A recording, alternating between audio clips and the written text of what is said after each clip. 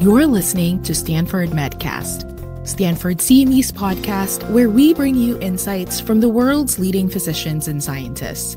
This podcast is available on Apple Podcast, Amazon Music, Spotify, Google Podcasts, and Stitcher. If you're new here, consider subscribing to listen to more free episodes coming your way. This episode is part of our mini-series on minority communities and health risks. I'm Ashita Verma, a biology student at Stanford, an intern for Stanford Medcast, and I'll be hosting this episode. Dr. Nicole Stern is an assistant professor of medical education at California University of Science and Medicine and is an urgent care physician at Samson Clinic of Sutter Health. Dr. Stern was a Commonwealth Fund Fellow in Minority Health Policy at Harvard University and has served as the president and board member of the Association of American Indian Physicians, AAIP. She is a fellow of both the American College of Physicians and the American Medical Society for Sports Medicine. In addition to her Stanford degree, Dr. Stern holds an MD from the University of Arizona School of Medicine, Tucson. She completed her internal medicine internship and residency at the University of Arizona, Tucson, her primary care sports medicine fellowship at the University of Oklahoma, and her Master's of Public Health at Harvard T. Chan School of Public Health. Hello, Dr. Stern. Thank you so much for being here with us today. Can you start our conversation by providing an overview of social determinants of health and why they are so crucial in understanding health outcomes? Yes, thank you very much for inviting me today, and I'd be happy to. So according to the United States Department of Health and Human Services, the social determinants of health include the conditions within the environments where people are born, grow up, live, work, learn, and age that affect health, well-being, overall functioning, and quality of life. The fundamental drivers of these conditions can include income, wealth, and education. The social determinants of health can be grouped into economic stability, education access and quality, healthcare access and quality, neighborhood and built environment, and social and community context. Some examples of social determinants of health include safe housing, transportation, neighborhoods, racism, discrimination, violence, education, job opportunities, income, access to nutritious foods, access to physical activity opportunities, concerns about air and water pollution, and language and literacy skills. Social determinants of health contribute to wide health disparities and inequities. For example, people who don't have access to grocery stores with healthy foods are less likely to have good nutrition. That raises their risk of health conditions like heart disease, diabetes, obesity, and other medical conditions, and can lower life expectancy relative to people who do have access to healthy foods. The social determinants are crucial in understanding health outcomes since approaches will need to be individualized and targeted to the specific needs of that particular community. In other words, efforts to improve health outcomes is not a one-size-fits-all situation. Telling people to eat healthy won't eliminate health disparities. Instead, efforts need to be collaborative between public health organizations and their partners in sectors like education, transportation, and housing in order to improve the conditions in which people live within their environment. Social determinants, like you said, are such an integral part of health outcomes, and I feel like you captured it perfectly, how there really is no one-size-fits-all approach and how it really requires all hands on deck and collaboration across multiple different entities and programs. And for our conversation, since we're talking about American Indian and Alaska Native communities today, are there social determinants that are uniquely impacting this community's health outcomes? I'd like to think that all of the social determinants of health are relevant to American Indian and Alaska Native communities. Let's look at this by separating out into the individual domains, which helps organize this discussion. The first one, economic stability. So approximately 1 in 4 American Indians and Alaska Natives live in poverty in the United States. According to the 2018 U.S. Census data, the highest poverty rate by race is found among American Indians and Alaska Natives, 25.4%, with Blacks, 20.8%, having the second highest poverty rate. Then going into the next domain of education access and quality. So there are significantly higher high school and college dropout rates for American Indians and Alaska Natives in this country. American Indians and Alaska Natives attend post-secondary education at a rate of 17%. in comparison to 60% among the total U.S. population. This is absolutely devastating and can impact our hopes to educate our American and Alaska Native students into higher education fields and join the professional workforce. On the next domain, healthcare access and quality, American Indians have a lower life expectancy by 6.6 years compared to all other racial and ethnic groups. In the next domain, neighborhood and built environment, there is definitely poor access to running water and electricity in some very remote reservation communities. There are substandard housing and infrastructure conditions on American Indian Alaska Native reservations and reserves, which makes it really hard to overcome a lot of environmental changes. Social and community context. This one is a big one. Historical trauma affecting American Indian Alaska Natives. This goes back to years and years of intentional federal government policies focused on removing American Indians and Alaska Natives from their native lands and access to natural resources. American Indians and Alaska Natives were victims of dispossession of millions of acres of land by white settlers and later the federal government. American Indians and Alaska Natives to this day are still seen in a historical context. In other words, we remain an invisible people. We see very little information on American Indians and Alaska Natives in most social and political spheres, and data on American Indians and Alaska Natives is sparse and inconsistent. There is definitely a mistrust of the sovereign nations of this country that goes back a few centuries. Many tribes have lost trust in the federal government due to all of those broken promises. Therefore, American Indians and Alaska Natives continue to be disenfranchised through a racial wealth divide similar to Latinos and Blacks or African Americans. Thank you for that overview. It was really helpful to think about the determinants and their effects in categories such as education, access to healthcare, infrastructure, historical trauma, and there's so much more to unpack in each category. So I'd love to do a deeper dive into some of the categories, and maybe we can start with environmental conditions. I'd be happy to. Approximately 30% of American Indians and Alaska Natives live on reservations, and another 20 to 30% live in communities just nearby reservations, and the remaining live in urban community areas. But going back historically, years ago, American Indians and Alaska Natives, due to the federal government placing American Indians on reservations, were forced into areas that are undesirable. What I think Native American communities will see and be very vulnerable to environmental tragedies and disasters are that with climate change, we're seeing that some of these lands are really becoming uninhabitable. In a village in Alaska, we can see that these lands are not areas where people can continue to live as the water continues to rise and the glaciers are melting. So with climate change, comes the risk of flooding in these areas. In some areas, such as California, where I live, there are wildfires. Also, there are many communities in the Southwest where there might be very desolate desert areas or treacherous conditions in mountain ranges that are not safe.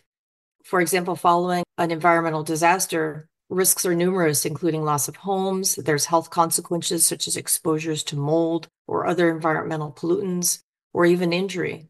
And all of these health consequences would then lead to the need to be treated at a health clinic. And if one is in a very remote Alaska Native village in the far corner of the state or in a remote desert area of the Southwest, it could take a flight, or in Alaska, a long boat trip and a flight, or maybe even a day or two or longer to reach some places so people can receive adequate medical care. And in the Southwest, the Navajo Nation and other tribal communities have faced drought situations where there is little access to water. In other areas, there may be environmental conditions that limit crop growing, which is a big part of how American Indians, Alaska Natives were thriving, was on the fruits and vegetables and plants that they were able to farm on. But once they were moved to reservation areas, they lost access to this. I really appreciate the depth of information that you're sharing. And a thread that's starting to emerge is the interconnectedness of these determinants. For example, healthcare access is compounded with environmental factors, and understanding these connects is really key to fostering this positive long-term health outcomes that we're really looking for. And something you touched on was food deserts and food insecurity. Can you talk a little bit more about what this issue is and its prevalence? Yes, so The food deserts are geographic areas where people living there have few nearby or convenient options to buy healthy and affordable food, especially fruits and vegetables. And these deserts are often found in very rural or in very crowded urban areas with high poverty rates. These food deserts are very common in American Indian, Alaska Native communities. The deserts are common near areas where a lot of people have abandoned their homes and are seen in people with low socioeconomic status, lower levels of education, lower incomes, and high rates of unemployment. Food deserts are prevalent on many American Indian reservations, and this is coupled with the reality of American Indians, Alaska Natives enduring one of the highest rates of poverty in the United States, with 35% of American Indian, Alaska Native children living in poverty. Households of American Indian, Alaska Native families are 400% more likely than other U.S. households to report not having enough to eat, largely as a result of living in remote, isolated locations where food supplies and jobs are scarce. And one article I was reading recently from the Partnership for Native Americans said that at least 60 tribes deal with food insecurity in this country. They also mentioned that the USDA often provides food commodities which are low in nutritional value. So then that has an impact on the healthy type of foods that people are eating in those communities. Wow, those are some really shocking numbers, and it really puts into perspective just how devastating this problem truly is. Hi there, podcast listeners. I'm Joe Forrester, Assistant Professor of Surgery at Stanford Medicine. Are you ready to dive into the world of surgical stabilization of rib and sternal fractures? Then you're in for a treat because RibFest 2024 is here to educate and inspire. RibFest 2024 is not your average conference. It's a unique opportunity to learn from the best in the field, featuring a series of lectures, case-based discussions, and hands-on cadaver training. But RibFest 2024 isn't just about learning. It's a chance to connect with fellow surgeons and medical professionals. So mark your calendars and get ready to immerse yourself in surgical stabilization of rib and sternal fractures, approaches, intrathoracic surgical stabilization, and much more at RibFest 2024. Visit our website at stanford.cme.com/RibFest 2024 for more information and to register today. RibFest 2024, where learning meets fun. Shifting gears a little bit, I also wanted to talk about some of the solution-oriented things that are also happening currently. You've taken on a lot of amazing projects and roles in your career, with one of them being that you served as president and board member of the Association of American Indian Physicians. I would love to hear more about the initiatives or strategies that have been implemented to address these social determinants and issues. I've been a member of the Association of American Indian Physicians since I graduated from medical school, and the organization, a national nonprofit based in Oklahoma City, Oklahoma, was founded in 1971 and has long been involved in programming to improve the health of American Indians, Alaska Natives through its workforce development programs for students, its national health conference on a variety of American Indian, Alaska Native topics, and its regional and national grant-funded programs on health conditions such as diabetes prevention, HIV/AIDS, cancer, healthy active living. And these programs are directly tied into strategies to improve the overall health and reduce health disparities seen in American and Alaska Native communities. The social determinants of health are addressed specifically by working closely with tribal communities through collaborative partnerships and mutually favored partnerships. AEIP will often go out into these communities and provide much needed support through these grant funding opportunities. So I do believe the organization has done a lot over the years to support American and Alaska Native communities. And as I mentioned, also, we work really hard to increase the physician workforce. And by having more American and Alaska Native health professionals out there, we will see more racial concordance, which we know is successful in many marginalized communities. And those people will go back and work in those communities to help improve American and Alaska Native health outcomes. I love how the association is taking a holistic approach, working directly with tribes, and is really focused on meeting the needs of the community right where they are. And we've talked a little bit about education being a determinant of health and the obstacles in pursuing higher education. And you just touched on having more American Indian and Alaska Native representation in the healthcare workplace. Can you elaborate on some steps that we can take to improve this diversity and address the unique challenges faced by American Indian and Alaska Natives pursuing the medical field? One of my passions is to increase the American and Alaska Native health professional workforce, especially to increase the number of physicians. And I held a position for 7 years with the Association of American Indian Physicians as its liaison to the Association of American Medical Colleges on student diversity affairs.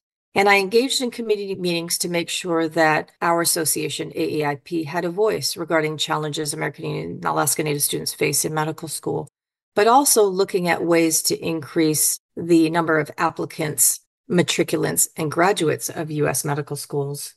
And I recall discussions regarding the recruitment retention of American and Alaska Natives into the health professions as ways to better support students during medical school and some of the steps that we need to take, including addressing the shortages of American and Alaska Native staff and faculty in medical school settings, who play a key role in providing support to those students once they get in.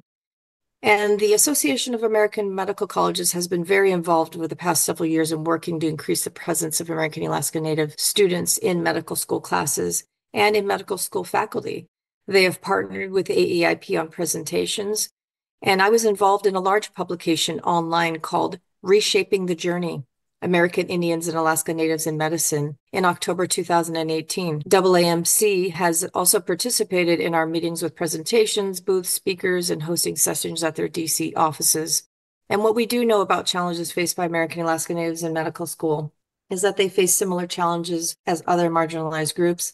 They lack support or role models. They often feel alone, isolated, or even tokenized to take on the role of educator if they're the only Native student in that medical school.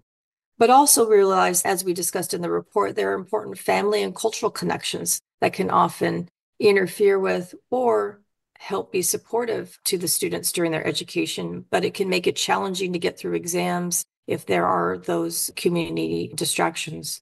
But the overall goal is to help support them to graduate.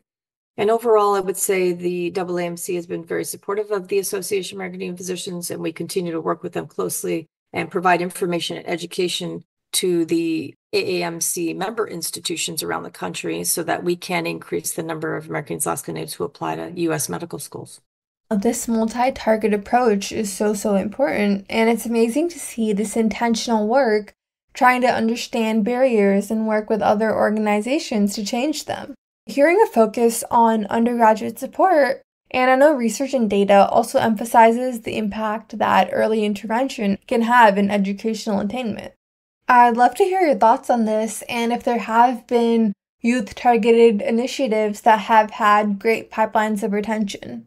Yes, I do think the pathway needs to start when they're young. We've looked at this with the Strategic Action Plan, which I was a part of with the AAMC, in looking how to increase the number of American Indians, Alaska Natives, and Black physicians into medicine.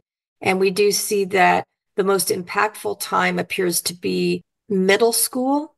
And so targeting the students in the middle school ages, 7th, 8th grade, that's when they're most impressionable, and then supporting them with programs once they get into high school. So I think we need to focus on that pathway to medicine by supporting them when they're younger. So going out to the communities, talking to students, having students come and attend our AEIP meetings. We are bringing back our National Native American Youth Initiative program, which was halted for a few years during the pandemic. And that is a program for high school students to go to Washington, D.C. and learn about government, healthcare, and other agencies, and to help encourage them to go on to advanced degrees. So we're really excited about bringing back that program. And it's a collaborative effort with an organization in Boston. So we're really excited. So I do think it's key to support these students who are early on the medical education continuum, helping them get in. We have a couple of programs. I started one called the American Indians Assessing Health Professions program in 2013 when I was president of AAIP. And that program is now going to be having its 9th annual 2-day program for American Indian Alaska Native early college student and community college students to learn about health professional careers and encourage them early on before they've decided which school to apply to for graduate medical education. So I'm really excited and honored to be a part of that. And I was someone who participated in one of the early Association of American Indian Physicians pre-admission workshops that helped me prepare and apply to medical school. So I really support these programs wholeheartedly, and I do feel that we'll see the outcomes of those programs in a positive way. Oh, wow. Well, first of all, I love the whole circle moment. You are someone who has seen firsthand the impact that this sort of supportive environment has, and I love how you're now dedicated to providing the same educational opportunity and support to other young students. That's so incredibly important and inspiring. Thank you. I'm really honored to be a part of this work. I love it. It's my passion. I'm also very excited to see the up-and-coming diversity that will be present in the realm of healthcare as these students make their way through higher education. And as we prepare for more representation in the future, it's also important to improve the quality of healthcare that we have now. So with that in mind, can you talk more about how healthcare providers can enhance their cultural awareness to better serve American Indian and Alaska Native populations? Yes, I think that we want to make sure that people know we are here. We're not an invisible group.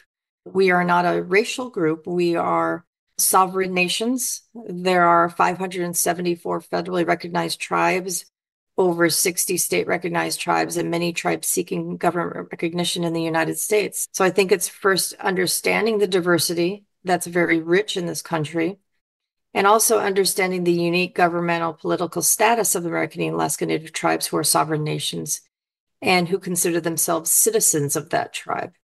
And also understanding the important health policy issues, and some of those we previously discussed, which need to be addressed. But I think we need to start at a government level. We need to increase U.S. congressional appropriations, which fund the Indian Health Service. Or better yet, make the Indian Health Service permanently funded as an entitlement program, just like Medicare or Medicaid. I do think we need to include curriculum in all medical schools so that they learn about American and Alaska Native healthcare issues, as we represent so many different communities in this nation and some living in third world conditions. So I think it's an awareness and understanding, and also show the rich diversity and the need to have American and Alaska Native staff members and faculty members in medical schools who can help bring attention to this matter and how important it is as a way of improving our overall healthcare. I think that's very well said. There's so much to learn, and putting a focus on awareness and education can truly make a difference. Tangible steps, such as including curriculum in medical schools, will really go a long way.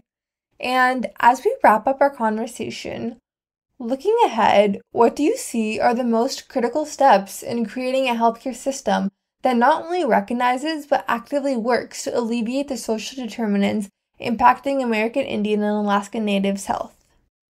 As I mentioned, I think it's an awareness and an understanding of our diversity, understanding our unique political status as citizens of sovereign nations, understanding some important health policy issues. And I'll mention a few of those that we can look at. Following the COVID-19 pandemic, which in some areas we're still living with, what are the impacts and how have American and Alaska Native communities faced that pandemic, and how do we go forward to prepare for future pandemics? I think we need to be aware of the policy implications regarding the opioid crisis in this country and fentanyl crisis, and how we see drug and substance use and abuse in reservation and urban American Indian Alaska communities. So I think we need more funding to those. There are significant behavioral health impacts, like we talked about adverse childhood experiences. We talked about historical trauma.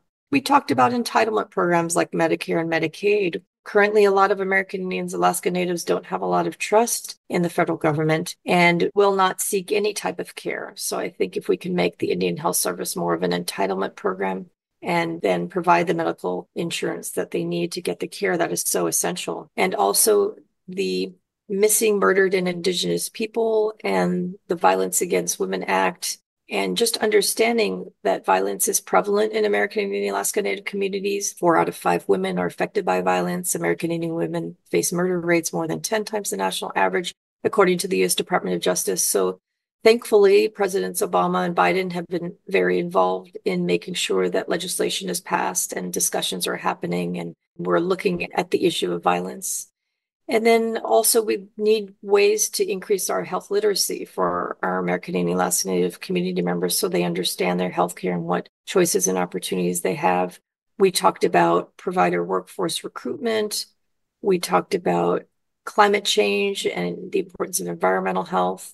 And then there are other issues such as urban Indian health equity, public health capacity, the incorporation of traditional medicine and how that is blended with Western medicine in health professional schools is really essential. And then improving our health facility construction and infrastructure, and that goes to more congressional appropriations to support the Indian Health Service, which provides healthcare to approximately 2.7 million American Indians, Alaska Natives in this country. But there are so many millions of American Indians, Alaska Natives who do have to seek healthcare in other ways. And then lastly, the education and bringing up our young people so they can be educated and go back and work in their communities and help become leaders nationally. Wow. Thank you again for being here with us today and fostering such a rich discussion about the determinants and health issues in American Indian and Alaskan Native communities. I really appreciate you highlighting all the amazing work that's being done while also raising awareness about the disparities present that need to be addressed. Well, thank you very much. It's been an honor to be here today, and thank you again for inviting me. This episode was brought to you by Stanford CME. To claim CME for listening to this episode, click on the Claim CME link below or visit medcast.stanford.edu. Check back for new episodes by subscribing to Stanford Medcast wherever you listen to podcasts.